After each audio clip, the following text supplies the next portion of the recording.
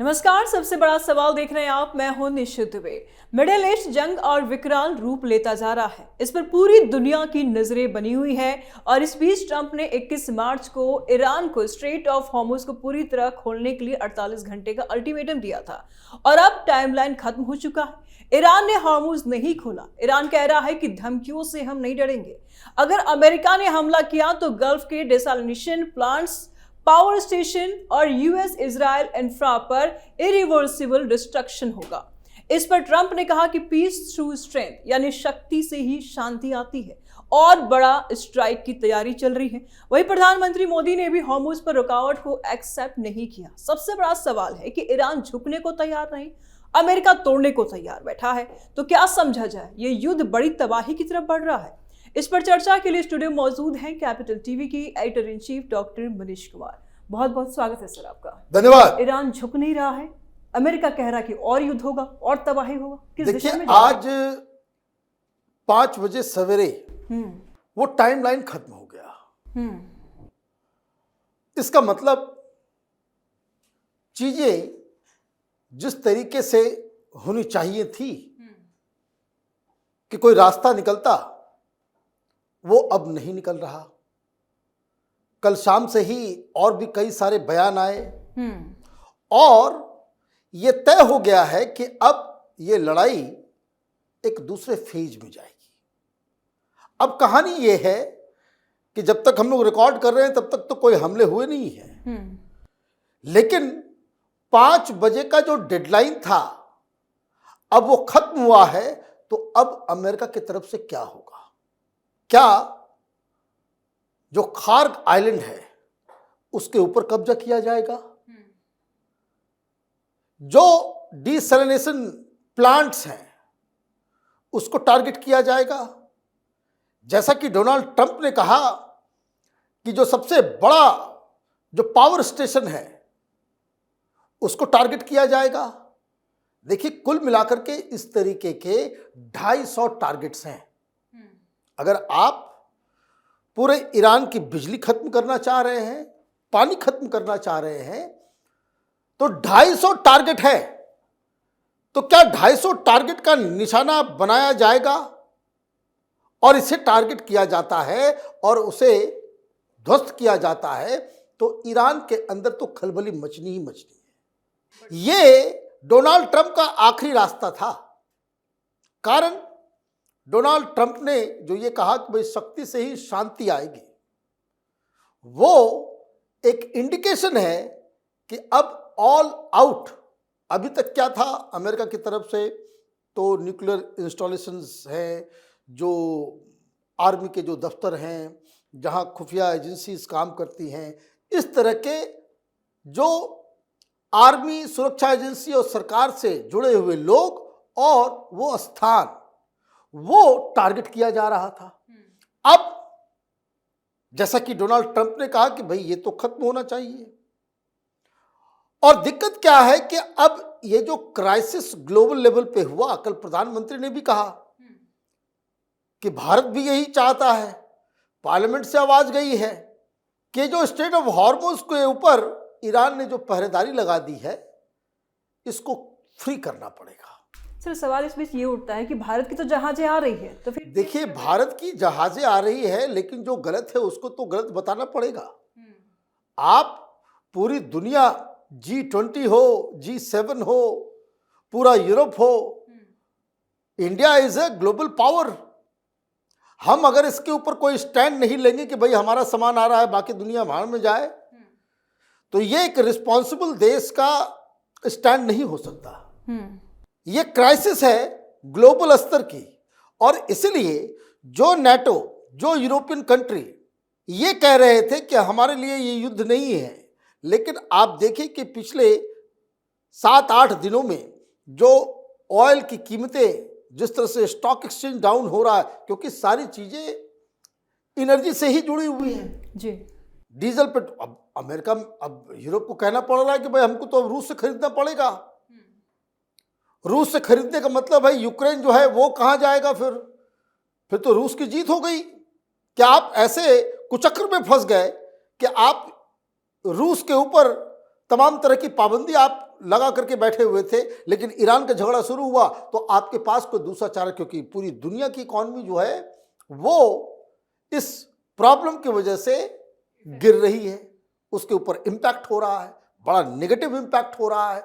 तो इसमें पूरी दुनिया अब ये कह रही है कि लड़ाई झगड़ा आपको जो करना है आप करो, लेकिन ये जो सी रूट है ये क्लियर करना पड़ेगा।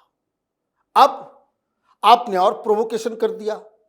कल ईरान की तरफ से क्या कहा गया? ईरान की तरफ से जब पूरे नाटो G20 की तरफ से ये बातें कही गई कि उसको फ्री करना चाहिए, तो ईरान ने कहा कि भाई दोस्तों के लिए फ्री है, ये सिर्फ दुश्मनों के लिए पाबंदी लगी हुई है। और उसके बाद ये बताया गया कि कोई भी शिप वहां से गुजरे तो $2 मिलियन आपको जो है ईरान को देना होगा। आप जो है वहां पे उगाही शुरू कर चुके, आपने ऐलान किया उगाही होगा नहीं होगा, लेकिन आपने एक मंशा जाहिर कर दी।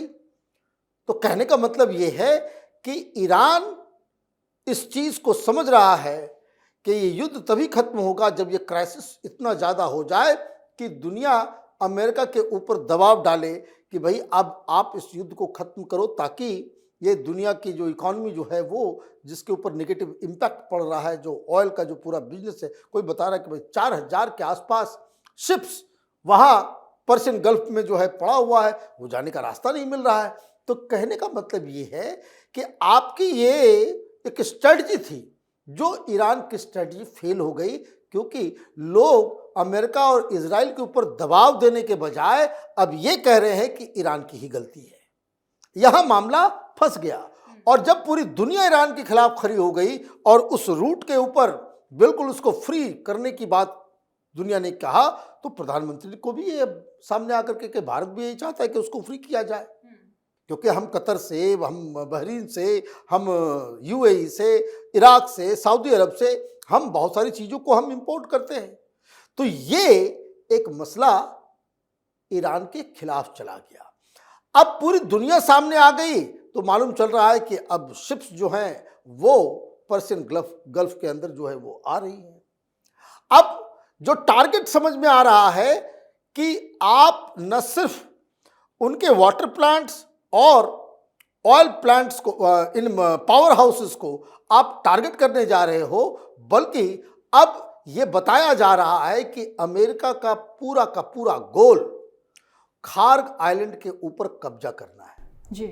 और इसलिए जो बड़े बड़े युद्धपोत हैं जो 1000 किलोमीटर दूर थे, उनको अब सामने लाया जा रहा है।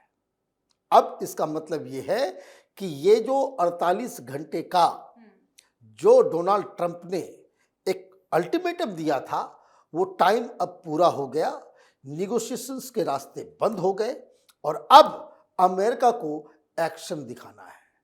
अब यहीं पे बात सारी चीजें वो डोनाल्ड ट्रंप के पर्सनालिटी, उनके डिसीजन और अमेरिका के पॉलिसी के ऊपर पूरी दुनिया की निगाह है। सर, कम शब्दों में क्या ये जो वार है वो न्यूक्लियर वार की तरफ जा रहा है? देखिए, न्यूक्लियर वॉर तो नहीं होना है, न्यूक्लियर वॉर नहीं होना है।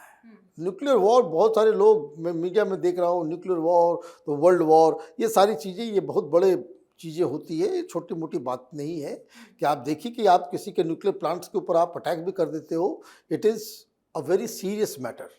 तो इसलिए हल्के में न्यूक्लियर वॉर जिनको समझ में नहीं आता है, वो मीडिया में इस तरह की बातें और हेडिंग और वो जो है सनसनी बनाने के लिए ये काम करते हैं, ये अलग कहानी है। अभी दुनिया की निगाह के अपने बात के कितने पक्के हैं डोनाल्ड ट्रंप, ये अब उनके सामने चुनौती की। आप बार बार बड़ी बड़ी डींगे हाँकते हो, बड़ी बड़ी बातें करते हो, सिर्फ बोलने के लिए आप अल्टीमेटम देते हो कि या फिर आप में मादा भी है या नहीं है। आप ये कहते हो दुनिया की सबसे बड़ी आर्मी, सबसे पावरफुल मुल्क, सबसे पावरफुल देश है हम और सबसे पावरफुल लीडर हैं, तो आपने 48 घंटे का जो अल्टीमेटम दिया, तो वो तो अल्टीमेटम को तो देखना पड़ेगा ना कि भाई आप सिर्फ अल्टीमेटम देकर के छोड़ दिए और फिर कोई दूसरी बात आकर के आप कहना शुरू कर दोगे, तब तो ये तो बड़ी गड़बड़ बात हो जाएगी। तो इससे क्या होगा कि अमेरिका की भी साख, डोनाल्ड ट्रंप की भी साख वो धूमिल होगी। दिक्कत क्या है कि जो इन लोगों के अंदर डोमेस्टिक कंडीशंस हैं, डोनाल्ड ट्रंप नवंबर में उनको मिड टर्म देखना है। वो हारे तो गए, he will become a lame duck president. और अगर इजराइल इस युद्ध में सारी चीज़ों को अचीव नहीं कर पाता तो वहाँ तो नेतन्याहू को जेल जाना पड़ जाएगा, ऐसी परिस्थिति है वहाँ पे। और ईरान के लिए वो लड़ते जब तक हैं, जब तक वो लड़ रहा है, जब तक वो पूरी तरह से सरेंडर नहीं कर रहा, तब तक ये रिजीम अपनी जगह पे मौजूद रहेगी। जैसे ही ये रिजीम या सिर्फ जनता बाहर आ गई, रिजीम परिवर्तन हो गया, तो ये तमाम लोग जो ईरान के अंदर अभी डिसीजन मेकर्स हैं, ये सब टांग दिए जाएंगे, इनको फांसी पे लटका दिया जाएगा। ईरान में इस तरह का सिचुएशन है। तो जस्ट वेट, कुछ घंटों की बात है, आप देखिए कि ये युद्ध किस ओर जाता है। बहुत शुक्रिया सर तमाम जानकारियों के लिए। धन्यवाद। तो अमेरिका, इजराइल और ईरान के बीच तनाव बहुत बढ़ गया है। ट्रंप ताकत दिखाकर शांति की बात कर रहे हैं, लेकिन हालात और बिगड़ते दिख रहे हैं। अगर जल्दी बातचीत से हल नहीं निकलता तो ये लड़ाई बड़े ग्लोबल क्राइसिस में बदल सकती है। सबसे बड़ा सवाल में फिलहाल इतना ही। वीडियो को लाइक करें, ज्यादा से ज्यादा शेयर करें, चैनल सब्सक्राइब करें। जल्द मिलते हैं नए अपडेट के साथ। दीजिए इजाजत, नमस्कार।